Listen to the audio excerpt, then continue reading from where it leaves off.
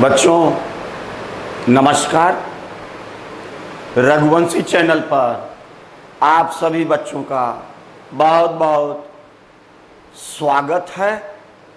पिछले दिन जो पेपर हल करा रहे थे उस पेपर में कुछ बच्चों का तो 100% रिजल्ट रहा। से इसी तरह आप लोग पेपर को हल करते रहो और रिजल्ट आप अपना बताते रहिए। अगले दिन कृष्ण जन्माष्टमी के अवसर पर चैनल पर छुट्टी है। आप सभी बच्चों को जन्माष्टमी कृष्ण जन्माष्टमी के अवसर पर ढेर सारी शुभकामनाएं, आशीर्वाद, बधाई रघुवंशी सर की तरफ से। नूतन मिश्रा थे, अभी तो हम सारे बच्चों का नाम नहीं जान। कल जो पेपर हल करा रहे थे, आज आवाज़ कुछ भारी भारी दिख रही है। नूतन मिश्रा जितना क्वेश्चन हल कराए थे सारे क्वेश्चनों को हल करती चली गई, बड़ा अच्छा लगा था। इसी तरह आप अपने जागरूकता को, अपने पढ़ाई को मेंटेन रखिए, ध्यान रखिएगा। कल का मतलब 12 तारीख को, आप 12 अगस्त को कृष्ण जन्माष्टमी के अवसर पर चैनल पर छुट्टी दी गई है। ठीक, चलिए अपने विषय पर आते हैं। विषय में हम लोग पढ़ चुके हैं, क्या पढ़ चुके हैं कि यूरोपीय कंपनियों का भारत में आगमन, पुर्तगाली, डच, अंग्रेज। आज हम लोग देखते हैं चौथे, फ्रांसीसियों का भारत में प्रवेश। तो अब देखोगे ये लोग फ्रांस से थे, है तो यूरोप किंतु देश इनका फ्रांस। फ्रांस का सम्राट नोट।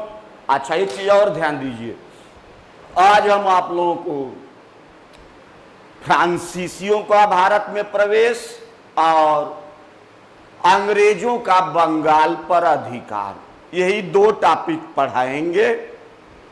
भले आपको 50 मिनट लग जाए। अब आप अगले दिन जो छुट्टी है उसमें तैयार रखेंगे। इस पर 10 क्वेश्चन बनाए हैं, फ्रांसीसियों पर और बंगाल पर अंग्रेजों का अधिकार। वहाँ हमको लगता है 35 क्वेश्चन बना है, तो आपका 45 क्वेश्चन अगले दिन 13 अगस्त को हल कराएंगे। 13 अगस्त 45 क्वेश्चन हो जाएगा आपका, ठीक है। फ्रांस का सम्राट लुई, ये बच्चों देखो, फ्रांस का सम्राट लुई 14वें के शासन काल में, इसी का शासन काल था। काल्बर्ट के अनुरोध पर 1664 में फ्रांसीसी, याद रखिएगा 1664 में फ्रांसीसी ईस्ट इंडिया कंपनी की, एक लाइन याद हो गया आपको, 3 क्वेश्चन है इसमें। सम्राट ये था लुई 14वां, काल्बर्ट अनुरोध किया था। इसी काल्बर्ट को फ्रांसीसी ईस्ट इंडिया कंपनी का संस्थापक भी माना गया है। 64 में, ये भी 64 में फ्रांसीसी ईस्ट इंडिया कंपनी की स्थापना हुई थी। और आगे जब हम बढ़ेंगे ना तो एक मिनट आगे, फ्रांसीसियों 1600, ये बच्चों ये देखिए 1668 में फ्रांसीसियों का प्रथम कारखाना कहाँ, सूरत में स्थापित हुआ था। फ्रांसीसियों का प्रथम कारखाना, पहली फैक्ट्री सूरत में स्थापित हुई थी। 1600, आगे देखो बच्चों, 1673 फ्रांसीसी, क्या नाम है, फ्रैंको फ्रांसीसी फ्रैंको मार्टिन किसकी स्थापना किया था? पांडिचेरी की स्थापना, आज जो संघ शासित प्रदेश दिख रहे हैं, पांडिचेरी का संस्थापक फ्रांसीसी फ्रैंको मार्टिन 1673, याद रखिए 1673 में आगे बढ़ते हैं। फ्रांसीसियों के कब्जे में चंद्रनगर, देख रहे हैं, पांडिचेरी के अलावा फ्रांसीसियों के कब्जे में चंद्रनगर तथा माहे, ये भी स्थान है। ये तीनों जानिए कि पांडिचेरी, चंद्रनगर, माहे, ये फ्रांसीसियों के कब्जे में था। आगे बढ़ाएंगे। एक फ्रांसीसी, क्या नाम है? डुप्ले, गवर्नर बनकर आया फ्रांसीसी के बाद। डुप्ले के पहले के फ्रांसीसियों का इसके पहले एकमात्र उद्देश्य भारत के लोगों के साथ केवल और केवल व्यापार करना, किंतु डुप्ले अपनी नीति को बदल दिया। भारत के भूभाग, भारत के क्षेत्रों को कब्जा करने के उद्देश्य से डुप्ले भारतीय राजाओं, याद रखिएगा, डुप्ले नोट कर लीजिए, डुप्ले भारतीय राजाओं के आंतरिक मामलों में हस्तक्षेप करने लगा। आंतरिक मामलों में हस्तक्षेप करने लगा। एक राजा का साथ दूसरे राजा के विरोध में देने लगा। डुप्ले की यही नीति फ्रांसीसियों के पतन का, देख रहे हैं, डुप्ले की यही नीति फ्रांसीसियों के पतन का कारण बन गई। आप देखेंगे कर्नाटक का युद्ध, नोट कर लीजिएगा, फ्रांसीसियों और अंग्रेजों के बीच युद्ध हुआ था। कर्नाटक का एक युद्ध आ रहा है, वांडीवास का युद्ध। अच्छा, पहले इतना हटा दिया जाए। अब देखिए क्या है कि फ्रांसीसी सम्राट, इसको आप रिवीजन कर, फ्रांसीसी सम्राट लुई 14वें के शासनकाल में काल्बर्ट के अनुरोध पर 1664 में फ्रांसीसी ईस्ट इंडिया कंपनी की स्थापना। काल्बर्ट को फ्रांसीसी ईस्ट इंडिया कंपनी का संस्थापक 1668 में फ्रांसीसियों का भारत में पहला कारखाना, ध्यान दीजिए, अंग्रेजों का भी पहला कारखाना सूरत में ही, किंतु समय अलग था। 1613 बताकर आए हैं। 1673 में फ्रांसीसी फ्रैंको मार्टिन पांडिचेरी की स्थापना। फ्रांसीसियों के कब्जे में चंद्रनगर माहे भी था।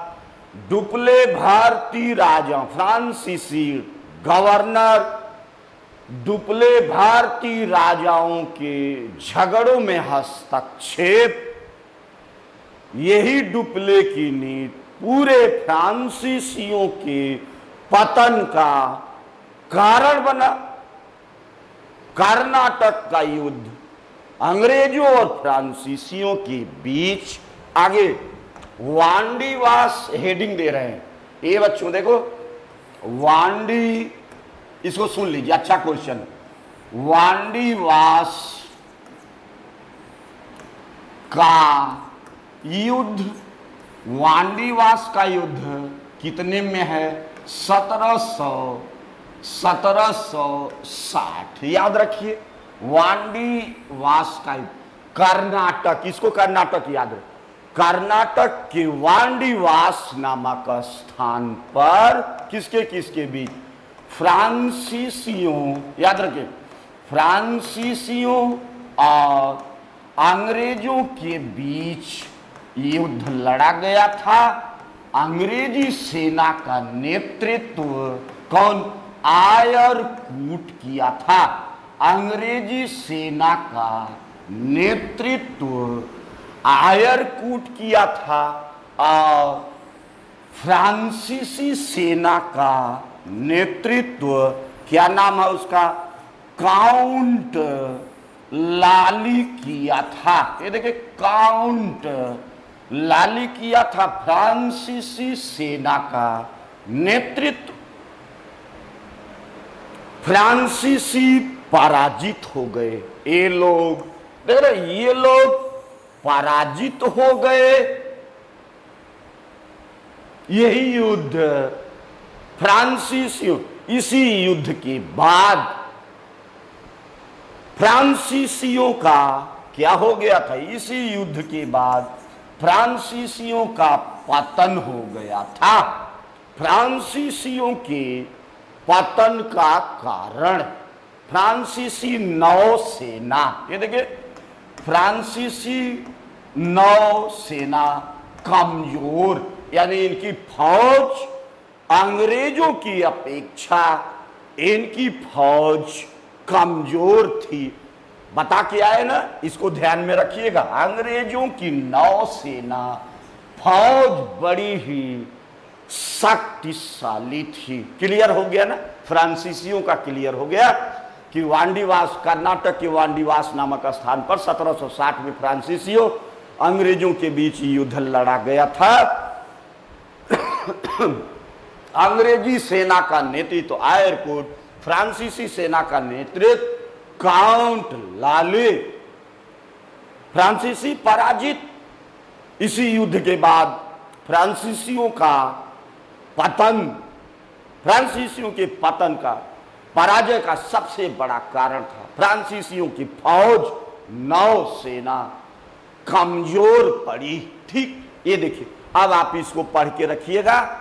10 क्वेश्चन इसी में से बनाए। 10 क्वेश्चन जो अब तक आया हुआ है, हम आपको 13 अगस्त को हल कराएंगे। ठीक, चलिए अंग्रेज, अब देखिए आके क्या हो रहा, हेडिंग दिखाइए। बंगाल पर, ए बच्चों हेडिंग दिखाओ, आइए।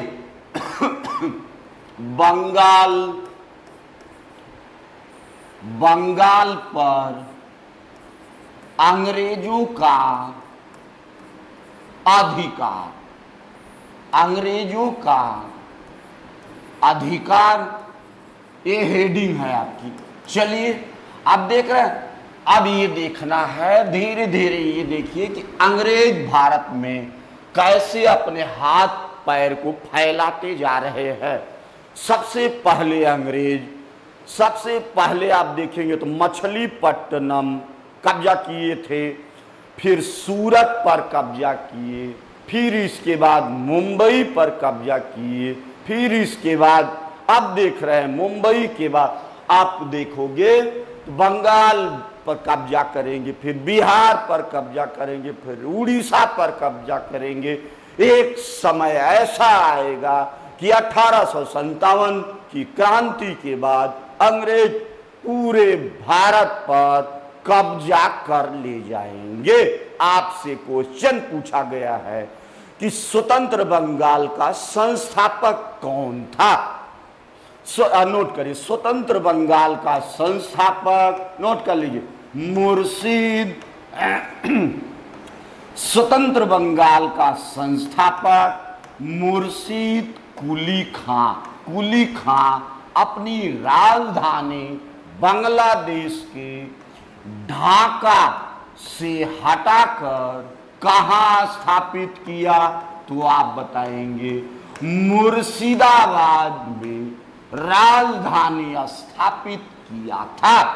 आपसे, पहला 2 क्वेश्चन हुआ ना, स्वतंत्र बंगाल का संस्थापक और राजधानी, फिर आपसे क्वेश्चन पूछा जा रहा है कि मुगल राजाओं, मुगल बता के आए हैं ना, 15 राजा बाद में पढ़ाएंगे मध्यकाल में, मुगल राजाओं द्वारा बंगाल में अंतिम गवर्नर की नियुक्ति, कौन अंतिम गवर्नर था? सूबेदार, जिसकी नियुक्ति मुगल राजा किए थे, यही था मुर्शीद कुली खां। अंतिम मुगल राजाओं, नोट कर लीजिए, मुगल राजाओं द्वारा अंतिम सूबेदार की नियुक्ति। कैसे? इसके बाद तो औरंगजेब के बाद तो मुगल काल का पतन शुरू हो गया। पतन शुरू हो गया तो मुर्शीद कुली का क्या किया था कि बंगाल को स्वतंत्र कर लिया, बंगाल को स्वतंत्र कर लिया। बाद में आपका पहले तो स्वतंत्र किया, इसीलिए इसको स्वतंत्र बंगाल का संस्थापक। फिर क्या क्वेश्चन बना है बाद में आप देखेंगे, तो ये बंगाल पूरी तरह से किसके हाथों में चला गया? अंग्रेजों के हाथों में चला गया। क्लियर हो गया ना कि स्वतंत्र बंगाल का संस्थापक मुर्शीद कुली खां, राजधानी ढाका से मुर्शिदाबाद, और मुगल राजाओं द्वारा अंतिम बंगाल में सूबेदार की नियुक्ति। क्लियर हो गया? मुर्शीद कुली खां, अली वर्दी खां। बंगाल का नवाब क्या नाम है? अली वर्दी खां। अली वर्दी खां अंग्रेजों की तुलना किसे किया था? मधुमक्खियों से किया। ए बच्चों, अंग्रेजों की तुलना मधुमक्खियों से किया था। कैसे? आप देखेंगे, यही है अली वर्दी खां, बंगाल का नवाब था। मैं इसका कहना था कि यदि अंग्रेजों के साथ छेड़छाड़ न किया जाए तो ये शहद देंगे, और छेड़छाड़ किया गया तो काट काट मार डालेंगे। पूछा गया है कौन बंगाल का नवाब अंग्रेजों की तुलना मधुमक्खियों से किया था? अली वर्दी खां। इसी का नाती सिराजुद्दौला, आगे बढ़ाइए, सिराजुद्दौला, ध्यान दीजिए, नाती सिराजुद्दौला 1756 बंगाल का नवाब बना। सिराजुद्दौला के समय बंगाल में घटना का नाम ब्लैक होल की घटना, काल कोठरी की घटना। आइए नोट करते हैं, ब्लैक होल की घटना, यही दिखा लेते हैं। काल, ये देखिए, ये बच्चों नोट कर लीजिए, घटना ब्लैक होल की घटना, इसी को आप काल कोठरी की घटना। 20 जून, नोट कर लीजिए, काल कोठरी की घटना 20 जून, 20 जून कितने? 1756, 20 जून 1756। ये देखिए किया क्या था कि नवाब सिराजुद्दौला 20 जून रात को, ध्यान दीजिए, 146 अंग्रेजों को बंदी बनवाया और ले गया। 146 अंग्रेजों को एक छोटी कोठरी में बंद करा दिया। देख रहे, मजा तब आएगी जब कोठरी की लंबाई चौड़ाई सुनेंगे। कोठरी की लंबाई 18 फीट, चौड़ाई 14 फीट, यानी 18 बाई 14। देखेंगे ले गया 23 जून, ध्यान दीजिए, 23 जून प्रातः काल जब कोठरी 56 की घटना है प्रातः काल जब कोठरी आज कल शाम को ठंडा पानी पी लिए पढ़ाते समय गला जाम हो गया। 23 जून प्रातः काल जब कोठरी खोली गई, देखें जब कोठरी खोली गई तो सारे अंग्रेज मर चुके हैं, मात्र जितनी तारीख है उतना अंग्रेज बचे हैं। 146 में से मात्र 23 अंग्रेज जीवित मिले। इसी को क्या नाम दिया गया? काल कोठरी ट्रेजेडी घटना, ब्लैक होल घटना। नवाब सिराजुद्दौला के समय में, अब इसके बाद अंग्रेज क्या किए? अंग्रेज भी बौखला गए, कलकत्ता चंद्रनगर पर कब्जा कर लिए। 1 साल बाद फिर 23 तारीख का संयोग बन रहा है। देखिए, आइए एक बार इसको रिवीजन करके हटा देते हैं। प्लासी का युद्ध आया, बड़ा महत्वपूर्ण है, ध्यान दीजिए। चलिए आगे बढ़ते हैं। स्वतंत्र बंगाल का संस्थापक मुर्शिद कुली खां अपनी राजधानी ढाका से मुर्शिदाबाद स्थापित किया था। मुगल राजाओं द्वारा बंगाल में अंतिम सूबेदार गवर्नर की नियुक्ति यही था। उसके बाद अंग्रेजों का बंगाल पर कब्जा और बंगाल का नवाब अलीवर्दी खां, अंग्रेजों की तुलना मधुमक्खियों से, अलीवर्दी खां का नाती सिराजुद्दौला 1756 में बंगाल का नवाब। इसी के समय ब्लैक होल 20 जून 1756 छोटी कोठरी में 146 अंग्रेजों बंदी। 23 जून प्रातःकाल जब कोठरी खोली गई तो मात्र 23 अंग्रेज, इसी को नाम दिया गया काल कोठरी। 17 अंग्रेज बंगाल कलकत्ता चंद्रनगर पर कब्जा कर लिए। इसके बाद प्लासी का युद्ध हो रहा। आइए हेडिंग देते हैं, ए बच्चों हेडिंग दिखावा। प्लासी बंगाल में है, बहुत अच्छा, एक बोर्ड पूरा मैटर भरते। प्लासी का युद्ध, प्लासी का युद्ध है, कब है? 23 जून 1700, एक साल बाद 1757 लिख लीजिए। 23 जून 1700, इसको बढ़ाते हैं, आइए देखते हैं। बंगाल, इसको नोट कर लीजिए, ये बंगाल है। बंगाल वर्तमान में पश्चिम बंगाल, बंगाल के प्लासी नामक स्थान पर किसके किसके बीच? नवाब सिराजुद्दौला और अंग्रेजों के बीच युद्ध लड़ा गया। सिराजुद्दौला का सेनापति, नोट करते चलो, मीर जाफर था।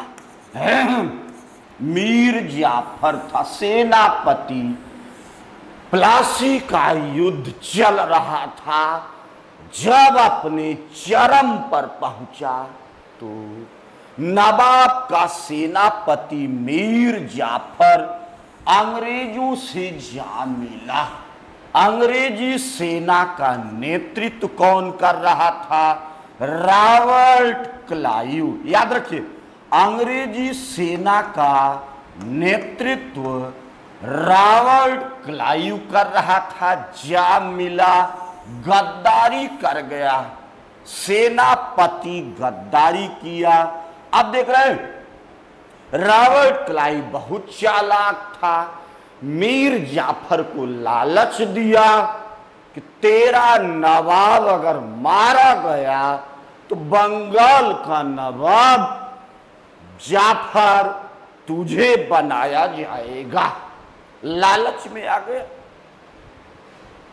सिराजुद्दौला जब देखा कि अरे हमारा सेनापति ही हमारे साथ गद्दारी कर गया, घबरा कर अपने महल की तरफ भागा। इन सबों की तो प्लानिंग थी। उसी दौरान सिराजुद्दौला का क्या कर दिया गया? मर्डर कर दिया गया, हत्या कर दी गई। अंग्रेज रॉबर्ट क्लाइव प्लासी के युद्ध में किसको पराजित? ये देखिए, रॉबर्ट क्लाइव, ये भी आया है, घुमा के भी आया है। प्लासी के युद्ध में नवाब सिराजुद्दौला को पराजित और नवाब सिराजुद्दौला मर्डर। अंग्रेज मीर जाफर को बंगाल का नवाब बनाकर अपने हाथों की कठपुतली खिलौना, मीर जाफर को रॉबर्ट क्लाइव का गीदड़, याद रखिएगा, गीदड़ डरपोक, मीर जाफर को रॉबर्ट क्लाइव का गीदड़।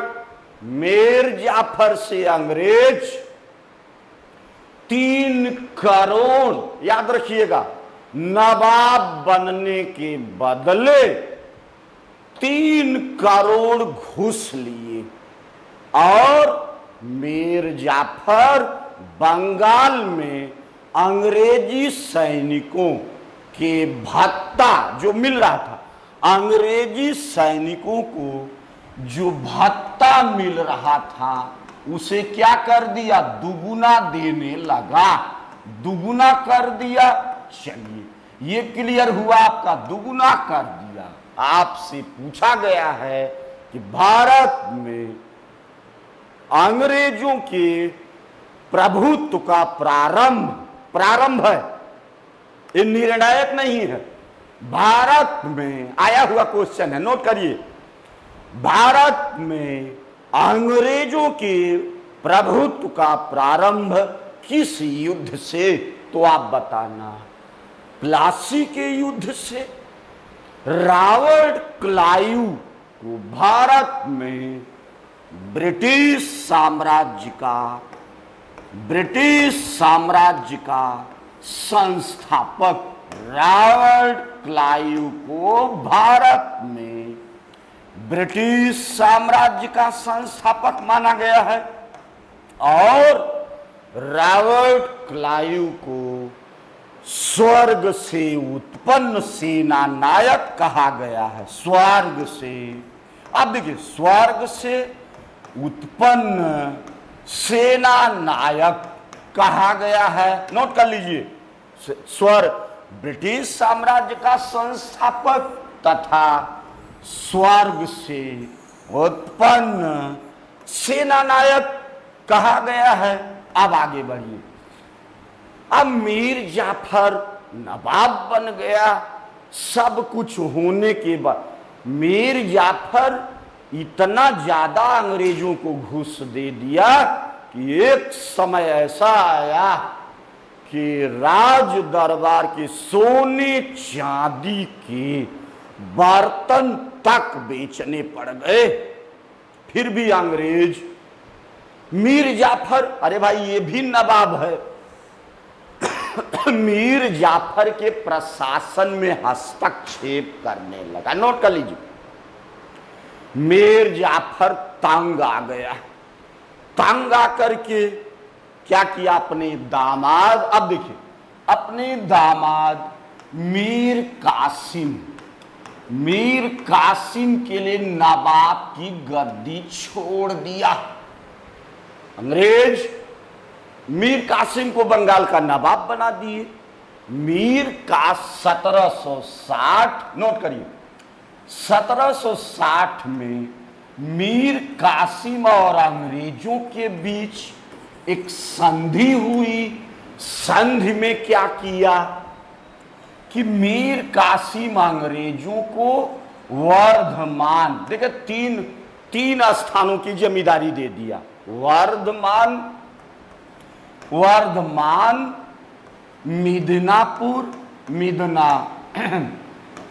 मिदनापुर और चटगांव की जमींदारी। वर्धमान, मिदनापुर, याद रखिएगा पेपर में है, चटगांव की जमींदारी मीर कासिम अंग्रेजों को दे दिया। अंग्रेजों के हस्तक्षेप से बचने के लिए मीर कासिम अपनी राजधानी मुर्शिदाबाद से हटाकर मुंगेर में स्थापित किया था। मुंगेर में स्थापित किया था, इतना याद रखिए। मुंगेर, अच्छा क्वेश्चन, मुंगेर में स्थापित किया था, ठीक है। इसके बाद भी मीर कासिम और अंग्रेजों के बीच आप देखेंगे तो रिलेशन अच्छा नहीं था। क्यों रिलेशन अच्छा नहीं था? तो अंग्रेज मीर कासिम को बर्खास्त करके फिर से, देख रहे हैं, अंग्रेज मीर कासिम को बर्खास्त करके फिर से मीर जाफर को, नोट कर लीजिए, मीर जाफर को बंगाल का नवाब बना, फिर बन गया। 1765 में जब मीर जाफर की मृत्यु हुई तो इसी का पुत्र, क्या नाम था? नजमुद्दौला। मीर जाफर के पुत्र नजमुद्दौला को अंग्रेज बंगाल का नवाब बना दिए। आइए इतना रिवीजन कर लेते हैं। प्लासी का युद्ध 17 जून 23 जून 1760 बंगाल के प्लासी नामक स्थान पर नवाब सिराजुद्दौला और अंग्रेजों के बीच युद्ध लड़ा गया। अंग्रेजी सेना का नेतृत्व रॉबर्ट क्लाइव, अंग्रेजी सेना का नेतृत्व रॉबर्ट क्लाइव। प्लासी का युद्ध जब अपने चरम पर था तो सेनापति मिर्जाफर अंग्रेजों से जा मिला, मर्डर हो गया।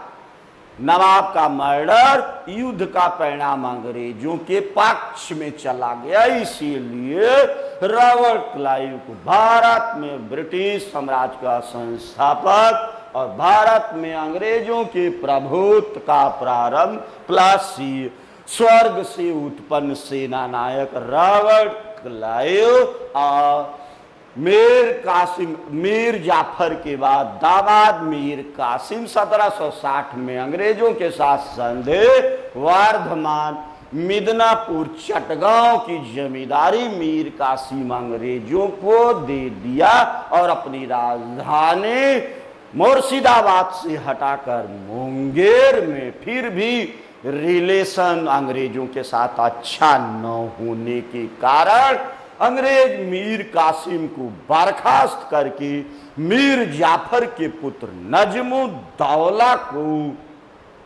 नवाब बना दिए।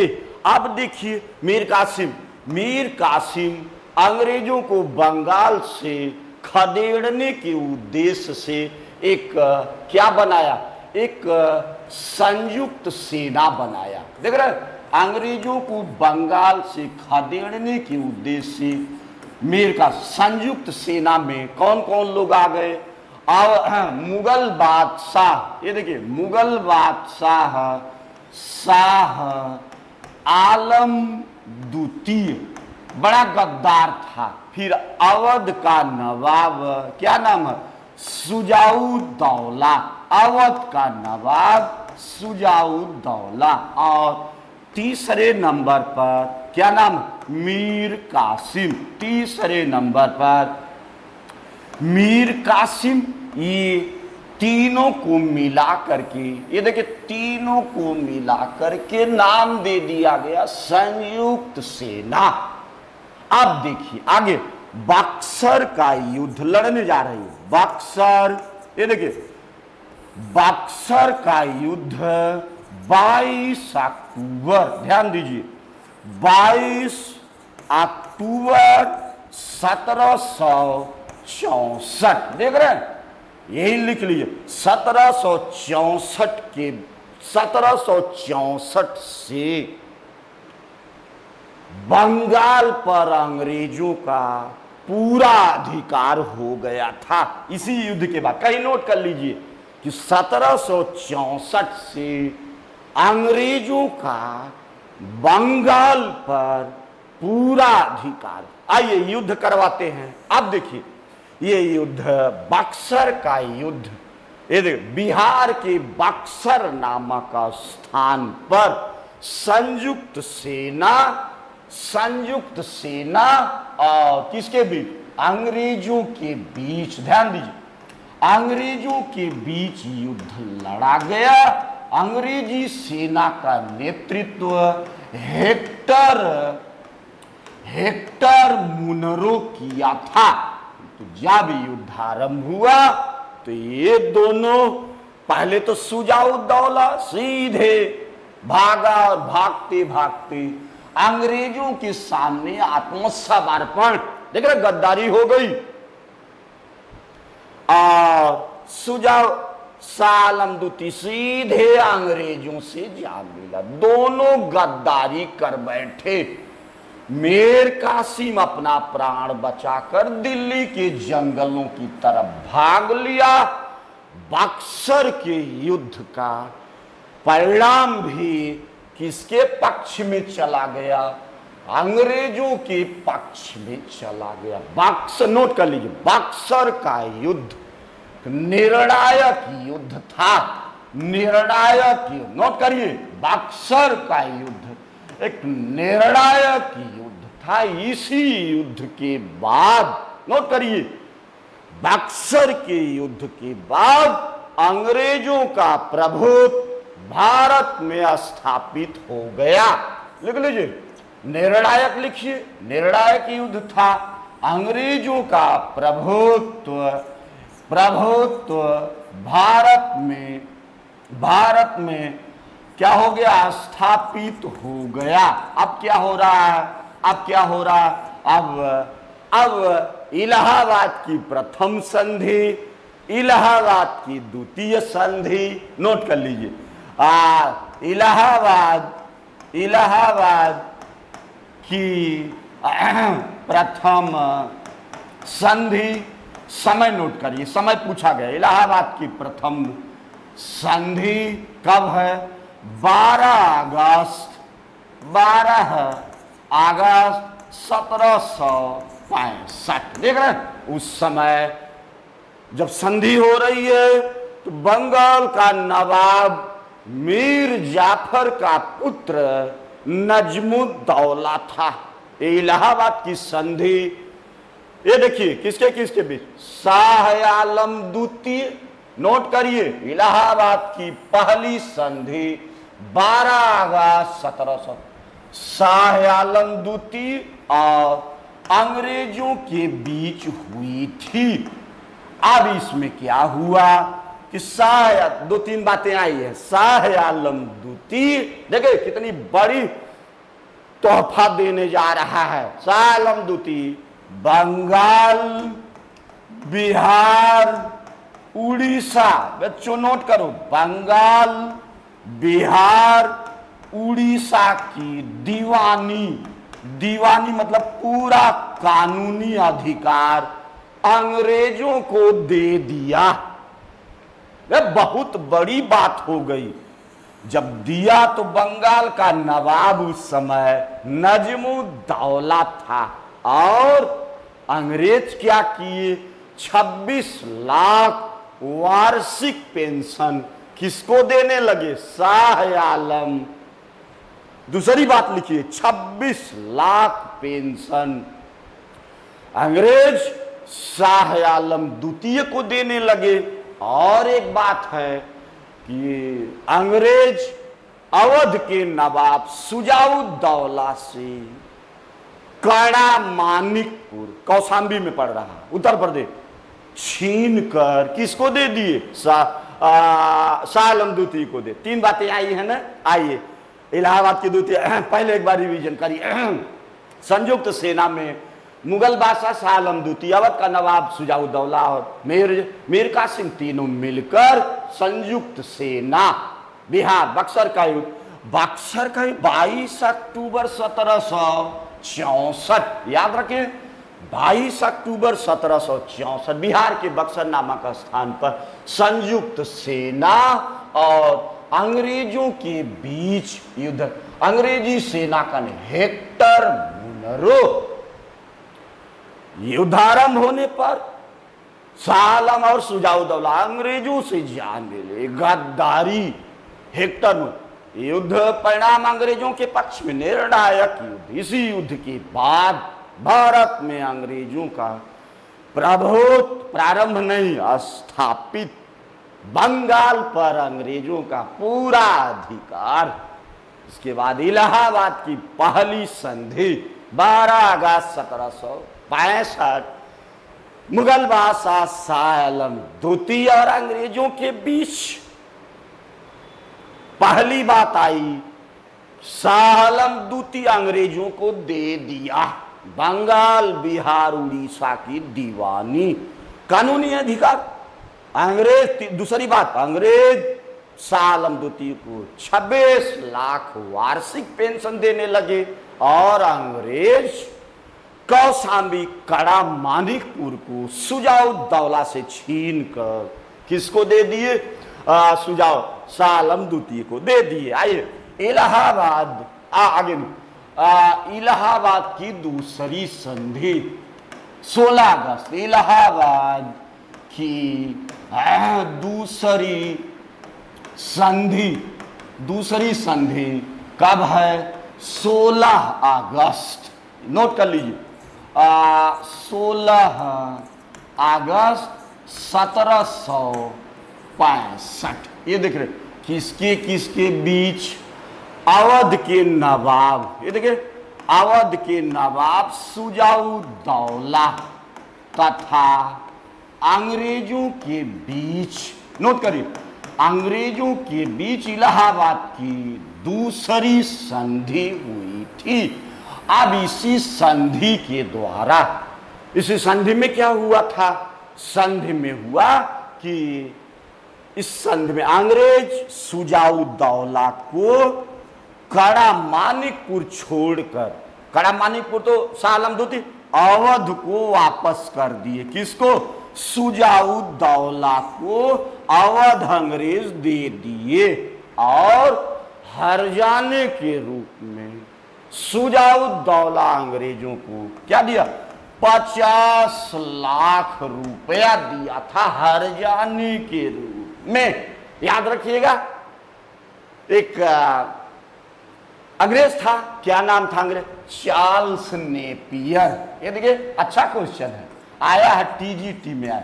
Charles Napier, Charles Napier Bengal की, ये देखिए बंगाल के उच्च, नोट कर लीजिए, उच्च जातीय सैनिकों, बंगाल के उच्च जातीय सैनिकों, उच्च जाति सैनिकों को भाड़े वाला मतलब संज्ञा दिया है, भाड़े वाला उच्च जातीय सैनिक की संख्या। आपसे पूछा गया है, कैसे? इसी पे आएगा उत्तर। तो बंगाल के उच्च जातीय सैनिकों को भाड़े वाला उच्च जाति सैनिक की संज्ञा कौन अंग्रेज दिया? तो आप बताइएगा, चार्ल्स नेपियर दिया। ठीक, अब आप आगे बढ़ोगे तो एक तो क्लियर हो गई इलाहाबाद की दूसरी संधि 16 अगस्त 1765। देख रहे हैं, शुजाउद्दौला अंग्रेजों के बीच। इसी संधि के द्वारा अंग्रेज शुजाउद्दौला को अवध वापस, कड़ा मानिकपुर को छोड़ करके शुजाउद्दौला अंग्रेजों को 50 लाख हर्जाना। क्लियर हो गया। अब इसके बाद आप देखोगे तो एक मुगल सूबेदार था बंगाल का, उसका क्या नाम है? मुगल सूबेदार अजीम उस शान। ये कौन है? ये मुगल राजा इसको बंगाल का सूबेदार गवर्नर नियुक्त किए थे। याद रखिएगा, बंगाल का सूबेदार गवर्नर नियुक्त की। ये क्या किया? 3 गांवों की जमींदारी अंग्रेजों को दे दिया। कितना? 1698। याद रखिए, 1698 ये कहा ये था आपका गोविंदपुर कालिकता, गोविंद कालिकता कह लिया जाए, कालिकता, वही कोलकाता बाद में हो गया, कालिकता और गोविंदपुर, गोविंदपुर की गोविंदपुर के एक गांव, इन गांवों की जमींदारी, कालिकता गोविंदपुर की जमींदारी 1698 में मुगल सूबेदार अजीम उस शान किसको दे दिया? ये अंग्रेजों को दे दिया था। ये देखिए अंग्रेजों को दे दिया उठा करके ना सुता नाती एक स्थान और है। ये देखिए एक गांव और था सुता नाती, पेपर में दिए हैं, इसको समझ के रहिए। सुता नाती, कालिकता, तीनों याद रखिए। ये टीजीटी का प्रश्न नहीं है, ये पीजीटी और पीसीएस का। ये बच्चों इधर देखो, कालिकता और गोविंदपुर, इन स्थानों की जमींदारी अंग्रेजों को दे दिया था, अंग्रेजों को दे दिया। ठीक है बच्चों, देख रहे आज हम आप लोगों को, आज आपको पूरा फ्रांसीसी पढ़ा ले गए और बंगाल पर अंग्रेजों का अधिकार पढ़ा ले गए। कल नहीं परसों आप इसको तैयार करके आना, कुछ लोगों से, कुछ क्या सब चाहे तो हो सकता है, पूरा का पूरा आप जितना क्वेश्चन हम देंगे सब हल कर ले जाएंगे। ठीक, चलिए बच्चों मिलते हैं। ठीक है, धन्यवाद आप लोगों को, सभी बच्चों को नमस्ते।